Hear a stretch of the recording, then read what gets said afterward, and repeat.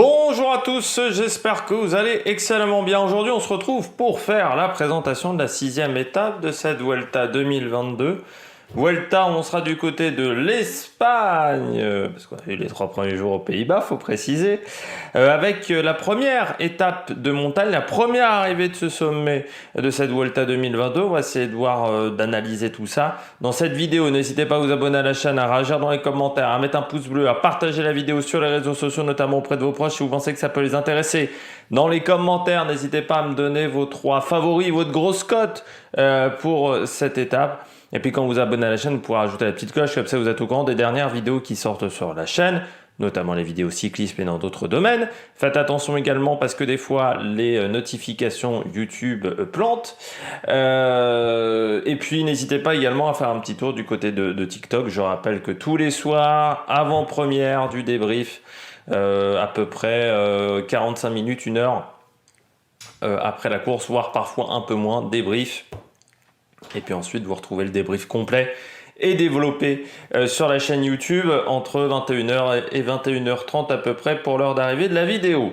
Première arrivée au sommet du côté de ce Tour d'Espagne, première grosse étape de montagne également, puisque jusqu'à maintenant c'était, alors je vais pas dire un apéritif, mais là on attaque vraiment le plat de résistance sur ce Tour d'Espagne.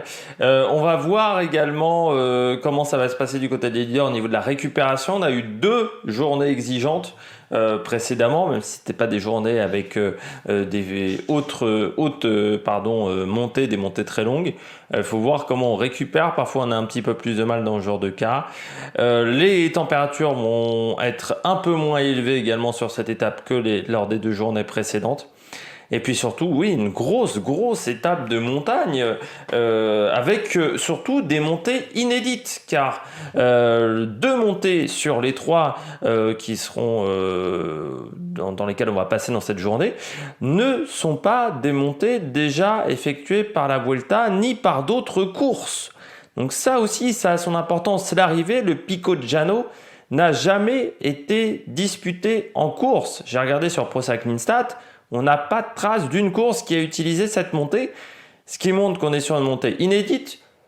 Tout le monde n'a pas eu le temps de repérer le parcours parce qu'il y a eu le Tour de France pour certains, parce que la Vuelta est toujours un grand tour un peu moins important que les 2 autres que sont le Tour d'Italie et le Tour de France. Donc, tout le monde ne connaît pas cette montée.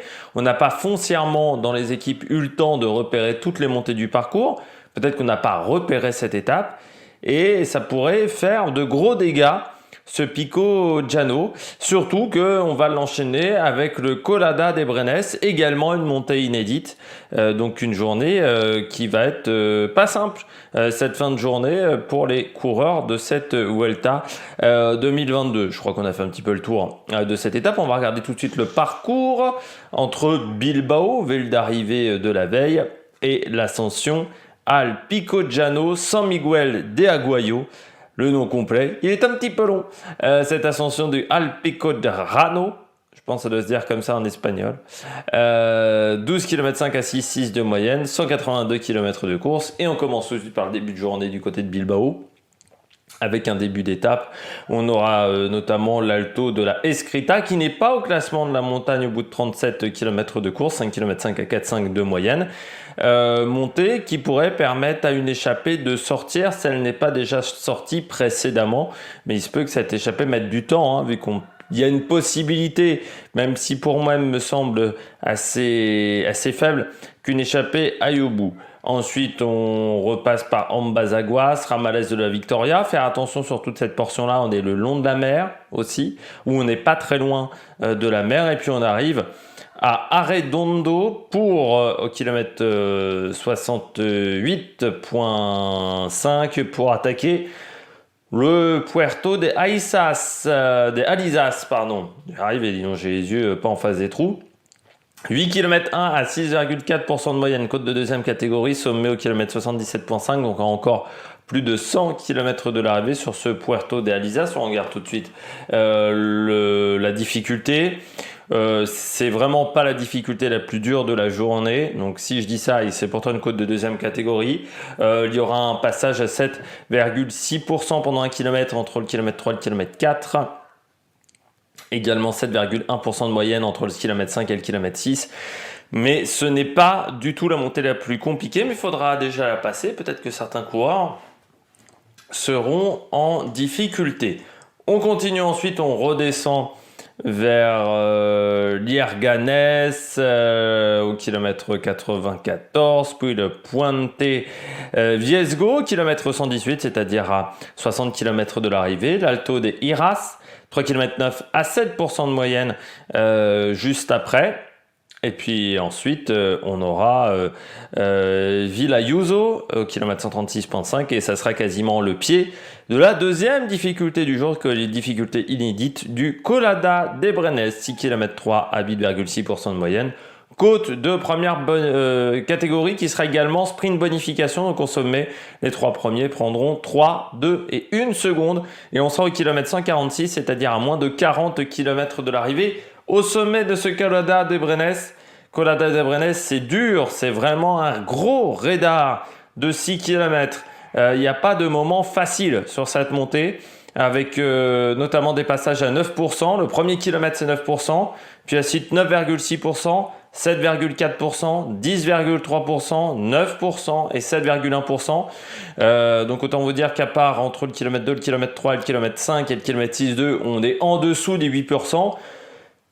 On reste quand même au-dessus des 7, sinon le reste c'est très compliqué. Ça reste une montée très difficile avec des forts pourcentages. Ça pourrait permettre, pourquoi pas, à des coureurs entreprenants de sortir à ce moment-là. Ou après, on pourrait déjà mettre un gros rythme et créer de l'animation dans cette course. Ça pourrait être très intéressant. À la sortie du Colana des Brenes, eh bien, on redescend, hop là, vers Santa Cruz des Iguana, qui sera le sprint intermédiaire au kilomètre 62,5. Donc celui-là ne donne pas de bonification, par contre il donne des points pour le classement du maillot vert. Ça risque donc d'être un petit peu compliqué pour les sprinteurs pour aller marquer des points. Et puis ensuite, on aura la montée finale. L'Ascension al Picorano de San Miguel de Aguayo, 12 km 5 à 6,6 de moyenne, côte de première catégorie, côte très difficile, on va la voir tout de suite, 1131 mètres d'altitude, donc c'est pas très haut par contre, mais sur la première portion, c'est pas simple, notamment avec un passage à 9,4%, un autre passage à 9,2%. Vous voyez, c'est 3 km là, entre le kilomètre 1, on va dire, et le kilomètre 5. On est au-dessus de 8% de moyenne sur chacun des kilomètres, donc ça risque d'être un petit peu compliqué. Ensuite, la pente se radoucit, notamment entre le kilomètre 7 et le kilomètre 8 et même le kilomètre 9, où on ne va pas dépasser les 4%. Et puis, sur les 4 derniers kilomètres, de nouveau, de la pente aux alentours de 7 à 7,5% dans ces derniers kilomètres du Picorano. Je pense que si on veut faire la différence, il faut rouler très fort, si on a un gros collectif, ou attaquer dans ce fameux passage entre le kilomètre 1 et le kilomètre 5 si on veut faire véritablement la différence, ou rouler très fort à ce moment-là parce qu'on aura asphyxié ses adversaires, ce qui nous permettra d'attaquer dans la deuxième partie de course. Donc ça va être très très intéressant. Et puis entre le kilomètre 7 et le kilomètre 9, ça va faire mal aux pattes parce qu'on va remettre du grand plateau en plein milieu de la montée. Donc ça peut être compliqué d'inverser les rapports dans ce genre de situation. Donc ça sera l'arrivée en haut du Pico Rano. On passe tout de suite au profil. Oui, juste pour rappeler également que c'est une montée de 12 km 600, donc type de montée qu'on n'a pas encore réalisé sur ce Tour d'Espagne. C'est une montée où on sera à 35-40 minutes d'effort. Il faut aussi le prendre en compte parce que c'est une montée assez longue pour la Vuelta. Quand on dépasse les 10 km sur la Vuelta, ça commence à être pas mal long. Et donc c'est un type d'effort qui est plus typé grimpeur que puncher. Donc ça aussi, il faut le prendre en compte. Du côté de la météo, temps qui va vraiment changer. Depuis 2 jours, 3 jours, depuis l'arrivée en Espagne, il faisait très chaud, au-delà de 30 degrés. Mais là, on va avoir des orages sur la course avec des gros risques de pluie. Sur la course, il faudra faire attention également au brouillard dans les descentes parce que quand on a des orages fin du mois d'août, on peut avoir énormément de brume du fait des chocs de température. Faire attention également du côté des conditions météorologiques, c'est qu'il va pleuvoir sur des routes qui n'ont pas vu énormément la pluie ces derniers jours. Donc le revêtement pourrait être gras, pourrait être glissant, donc faire attention. Les températures, elles, seront beaucoup plus appréciables. On annonce entre 18 et 22 degrés, donc vraiment des températures idéales pour faire du cyclisme. Et le vent qui sera de nord, c'est-à-dire qu'il sera de côté jusqu'à la côte de première catégorie. Donc la côte du Collada des Brennes. Et puis ensuite, le vent sera de dos pour la fin de journée, notamment dans l'ascension El Pico Rano. Du côté de la stratégie, échappée de 7 à 10 coureurs, victoire au bout. Moi, je pense que c'est encore trop tôt dans la course pour avoir cette stratégie-là. On n'a pas encore eu de grosse étape de montagne. Je privilégie plutôt la victoire d'un leader du général qui voudra marquer les esprits sur ses adversaires, qui voudra vraiment faire mal à ses adversaires sur cette première étape. Donc je vois plutôt la victoire d'un leader que la victoire d'une échappée, surtout que dans le top 10, les écarts sont encore assez resserrés. Je dirais que même dans le top 30, on a encore des écarts assez limités. Du côté des horaires, départ 12h37. Du côté des favoris avant les horaires. Ouh là là, on fait tout dans le désordre. J'ai mis Primoz Roglic, vu ce qu'il a mis il y a 2 jours, ça risque d'être un des prétendants. Remco Evenepoel, se méfier, c'est un coureur qui est performant. En plus, c'est du pourcentage, ça pourrait lui convenir. Joao Almeida, pourquoi Joao Almeida? Parce que c'est une montée longue et une montée, on n'est quand même pas très haut en altitude. Donc c'est plutôt là où il est bon, même s'il ne fera pas très chaud. Et puis en grosse cote, j'ai mis Thymen Arensman, le coureur de la DSM.